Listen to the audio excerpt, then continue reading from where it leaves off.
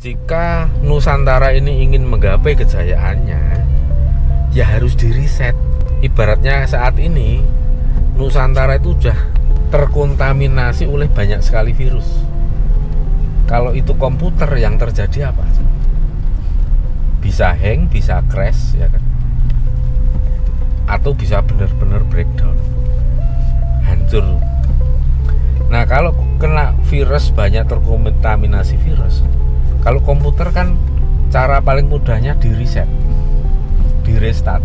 Nah, sekarang kalau yang paling mudah dilakukan, ya saya pernah menulis, untuk mengawali kejayaan Nusantara itu harus di reset dan di restart. Artinya apa? Ya kejayaan dimulai dari wilayah Kalimantan, dari Kalimantan Timur khususnya. Itu dulu sebelum ada wacana IKN. Saya pernah sampaikan juga waktu itu dengan Pak Esran, Pak Gubernur saat ini, yang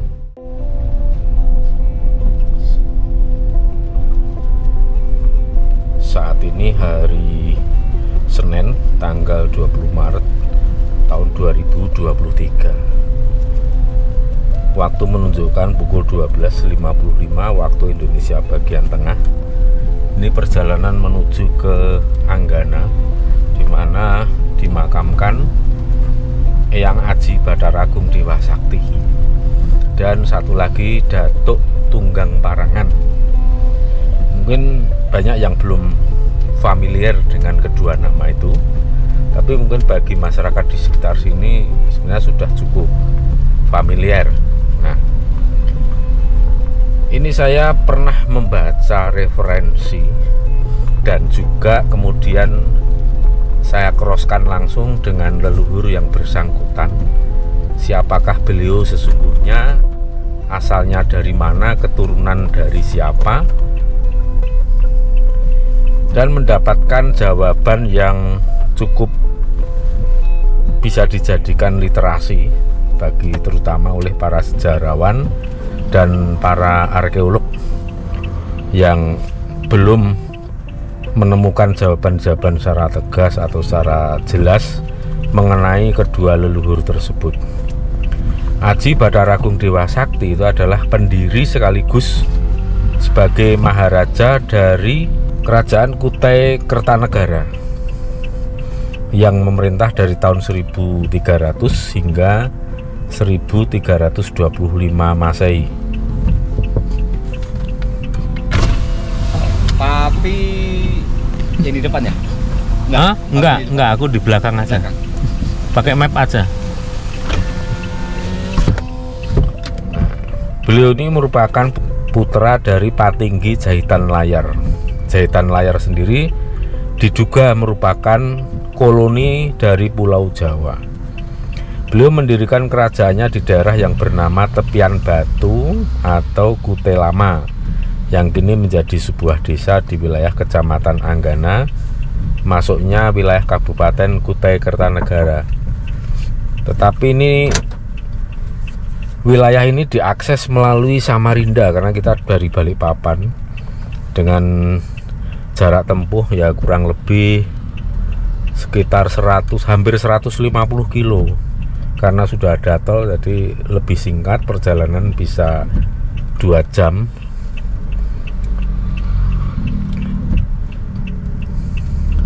Nah, nama daerah ini awalnya itu dinamakan sebagai Nusantara, artinya tanah yang terpotong, karena lokasinya di antara Jahitan Layar dan Kutai Lama. Kata-kata Nusantara ini menjadi kalimat atau menjadi suatu kata, perbendaharaan kata yang terdengar identik dan mirip sekali dengan sebutan Nusantara. Nusantara itu diartikan Nusa Antara, jadi pulau-pulau yang di antara lautan. Ini menjadi suatu tanda tanya besar ya. Kenapa ini disebut dulunya sebagai wilayah Nusantara? Jangan-jangan ini yang mengilhami nama Nusantara itu sendiri.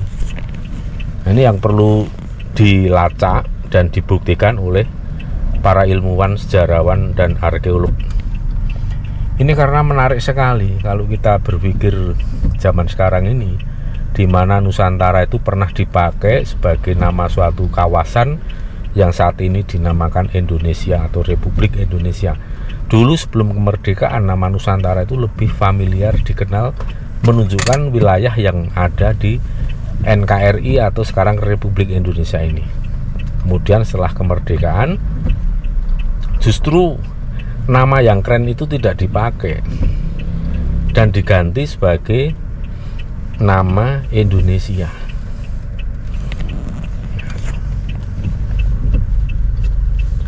Saya pribadi cukup penasaran dengan nama ini.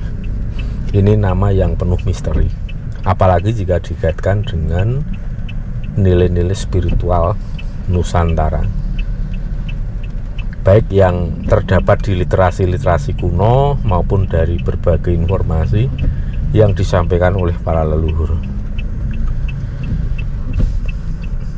Kita kembali ke leluhur yang bernama Eyang Aji Bathara Agung. Beliau menikah pertama kalinya dengan Aji Putri Karangmelenu.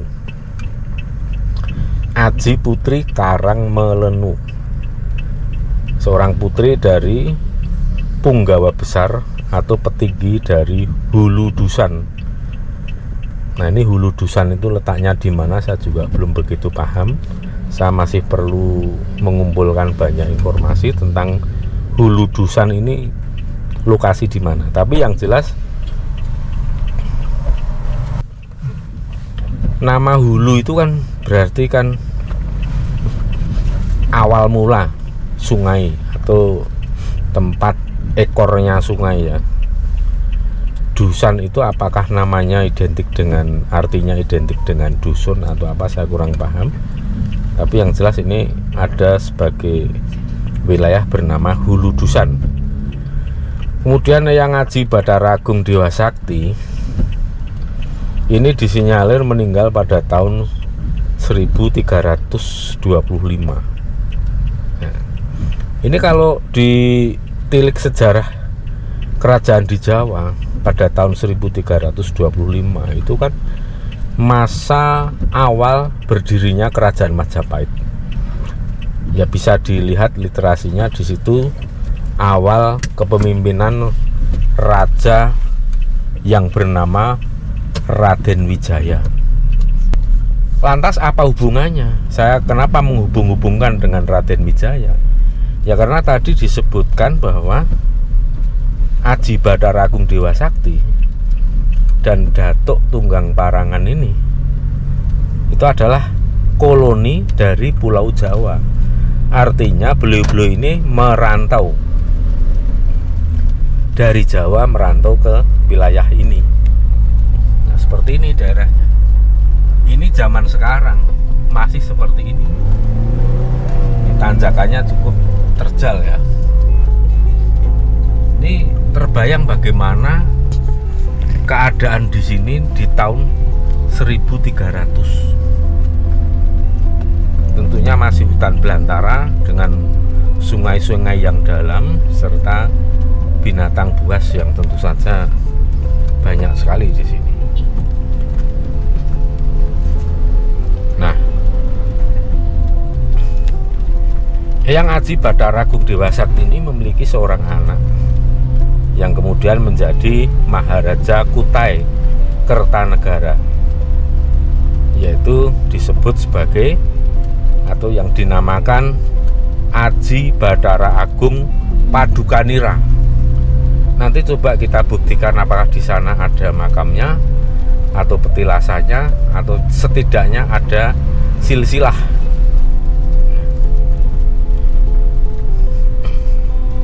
Jadi bisa dikatakan di sini Eyang Aji Bathara Agung Dewa Sakti merupakan pendiri dinasti Kutai, yaitu Kutai Kertanegara.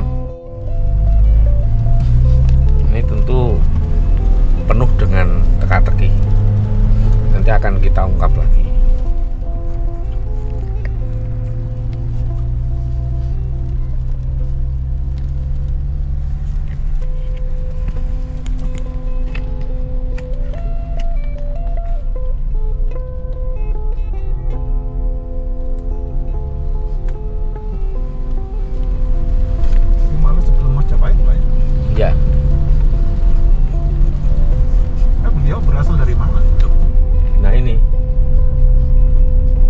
sedang kita lacak, sedang kita cari akarnya di mana, siapa beliau sesungguhnya, Eyang Aji Bathara Agung Dewa Sakti ini.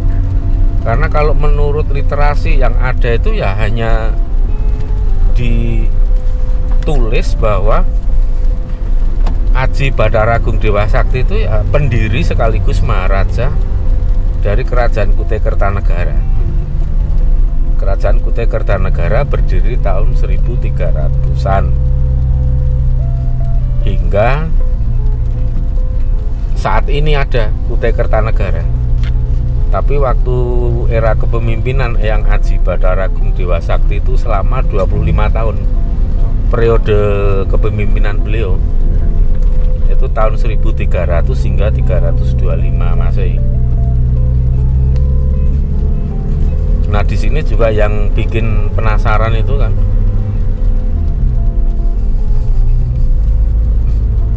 di sini disebutkan ini, Aji Bathara Agung Dewa Sakti itu putra dari petinggi Jahitan Layar. Jahitan Layar itu merupakan koloni dari Pulau Jawa. Nah, ini siapa ini? Jahitan Layar ini maksudnya siapa? Karena di Jawa sendiri kan tidak familiar. Nama-nama itu tidak familiar. Jahitan Layar itu siapa?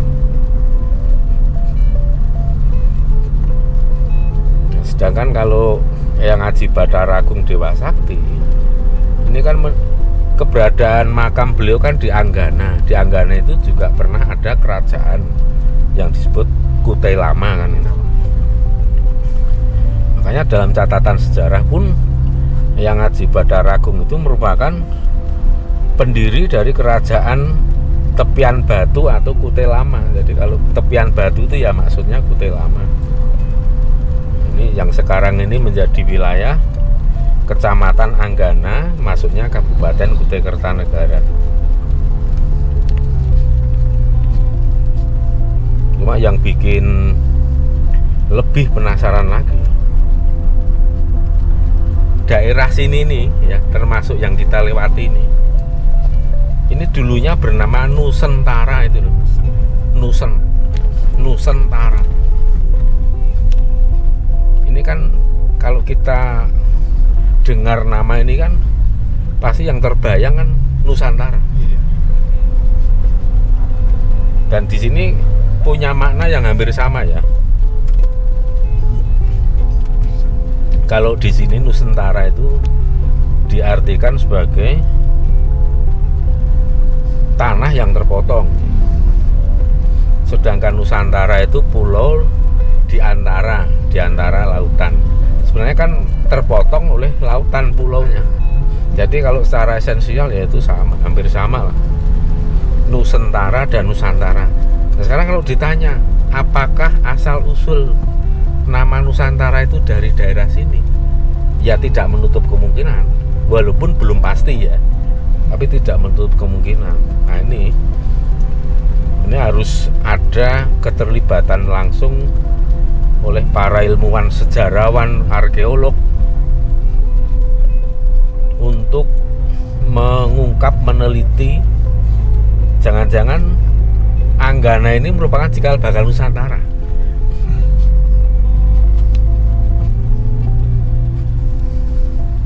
Nah, dan saya pernah menulis di blog, jika Nusantara ini ingin menggapai kejayaannya, ya harus diriset. Ibaratnya saat ini Nusantara itu sudah terkontaminasi oleh banyak sekali virus. Kalau itu komputer yang terjadi apa? Bisa hang, bisa crash ya kan?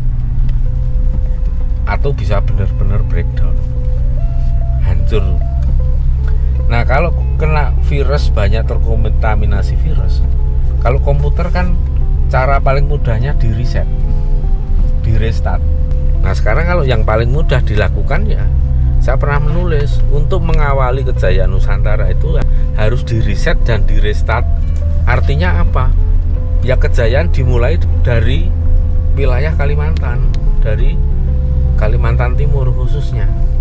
Itu dulu sebelum ada wacana IKN. Saya pernah sampaikan juga waktu itu dengan Pak Esran, Pak Gubernur saat ini yang, dan di daerah yang kita lewati saat ini, wilayah Anggana ke sana, itu seperti telunjuknya Semar. Ini kan jadi menarik sekali kalau kita kaitkan dengan pandangan-pandangan spiritual Jawa seperti itu.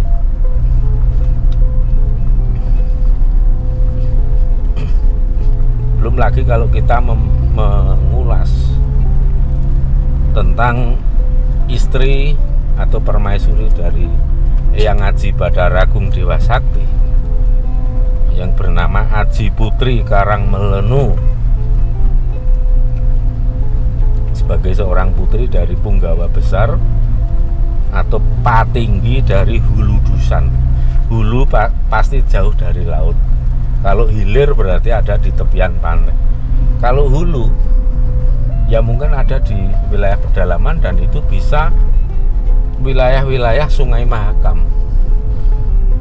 Nah ini yang tidak tahu ini dari kerajaan mana. Hulu Dusan itu saya belum pernah melacak itu daerah mana. Cuman sekarang yang terlacak, yang sudah bisa nanti kita buktikan setelah ini, itu ya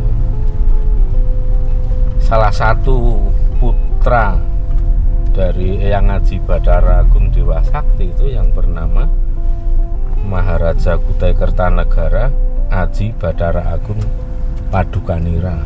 Makanya waktu setahun yang lalu Sultan Sulaiman pernah mengatakan bahwa pada saat beliau menjadi raja abad ke-18, beliau mendapatkan cerita punya leluhur besar Raja Kutai Lama yang bernama Aji Badaragung Dewa Sakti, atau dikenal oleh masyarakat di sini Datuk Jenggot Kawat atau Datuk Janggut Kawat, karena punya jenggot yang tidak bisa dipotong seperti kawat. Jadi pada saat Sultan Sulaiman itu menjadi raja, beliau pun sudah mengalami bahwa saat itu Aji Badaragung Dewa Sakti itu leluhur sepuh atau leluhur yang senior banget, yang tua gitu. Apalagi kita yang hidup di zaman sekarang.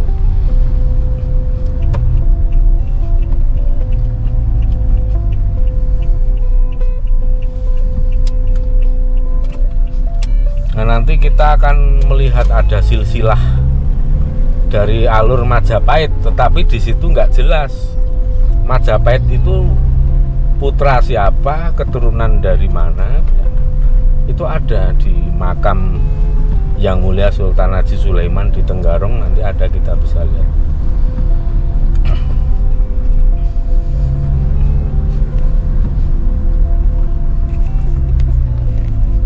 Nah sekarang untuk sampai di sini itu kan kita udah bisa membayangkan bahwa Eyang Aji Badara Agung itu leluhur ya asli Nusantara.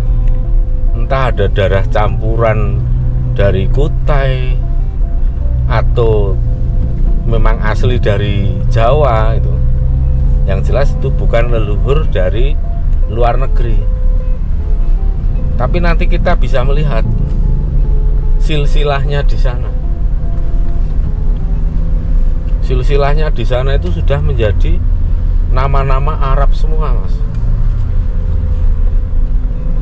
Nanti silakan baca sendiri. Nanti semua leluhurnya dan keturunan ke bawahnya itu semua sudah memakai nama Arab. Pertanyaannya, kenapa menjadi seperti itu? Saya pernah menyampaikan itu kepada Aji Badaragung Dewa Sakti. Beliau hanya menjawab singkat, itu orang-orang yang sengaja membuat nama yang dikarang karena tujuannya agar mendapatkan uang dari para pengunjung atau orang-orang yang berziarah. Kalau tidak diberi nama dari sana, maksudnya tulisan Arab itu, nanti nggak ada yang ziarah, tidak ada yang mau ziarah, nanti yang menjaga menjadi sepi, nggak dapat apa-apa. Jadi kembali itu ya faktor bisnis. Cuman kan yang sadis banget ya, tega banget. Kenapa orang-orang seperti itu yang ditugaskan untuk menjaga makam kok malah tidak bertanggung jawab terhadap apa yang dijaga? Karena itu kalau bukan yang menjaga makam nggak akan berani merombak-rombak nama semaunya seperti itu. Pihak kerajaan sendiri nggak ada istilah silsilah yang seperti itu, baru abad belakangan ini saja, setelah abad 18, 19, 20 ini ada perubahan-perubahan seperti itu. Nanti coba kita lihat ya, nama asli Aji Bathara Agung Dewa Sakti menjadi apa nanti akan kita lihat sendiri, kita buktikan. Dan satu lagi Datuk Tunggang Parangan, yang itu juga merupakan koloni dari Jawa. Tapi nanti di sana kita lihat silsilahnya menjadi berubah. Seperti apa nanti kita lihat. Ini kasus seperti ini banyak sekali terjadi. Dan nanti seolah-olah leluhur di Nusantara ini nggak ada yang istimewa, karena selalu di atasnya tuh selalu dicentelin leluhur dari Timur Tengah, dari Zemen. Itu yang parah sekali sebenarnya. Dan itu dilakukan bukan oleh orang dari luar, oleh generasi bangsa sendiri. Kalau kita mikir, apa mereka nggak khawatir kayak seperti itu menjadi bentuk kedurhakaan generasi penerus terhadap leluhurnya? Padahal kan tahu sendiri, orang durhaka itu kan celakanya besar banget. Kita durhaka pada orang tua aja celakanya besar banget, apalagi celaka pada leluhur-leluhurnya orang tua. Udah tumpuk undung celaka. Kalau kita mikir saat ini kemanusiaan yang sudah seperti hilang, terus kemudian orang beragama begitu sadis, hilang kamanungsane, yaitu menjadi zaman kegelapan. Kalau boleh dikatakan secara ekstrim ya zaman jahiliyah.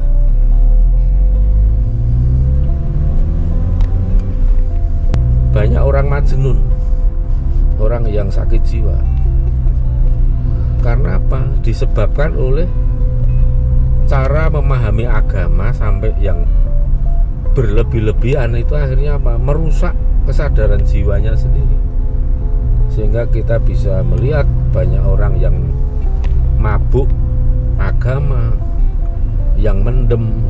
Mendemnya bukan mendem minuman, tapi mendem doa.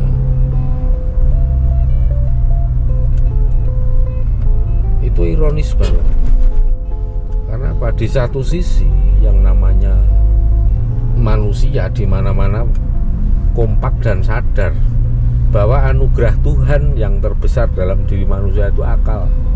Katanya begitu. Akal sehat ya, bukan akal nggak sehat. Tapi justru kenapa manusia itu sendiri sepertinya enggan menggunakan akal sehat, terutama pada saat memahami agama. Akal sehat manusia lenyap begitu saja jika sudah ngomong soal agama.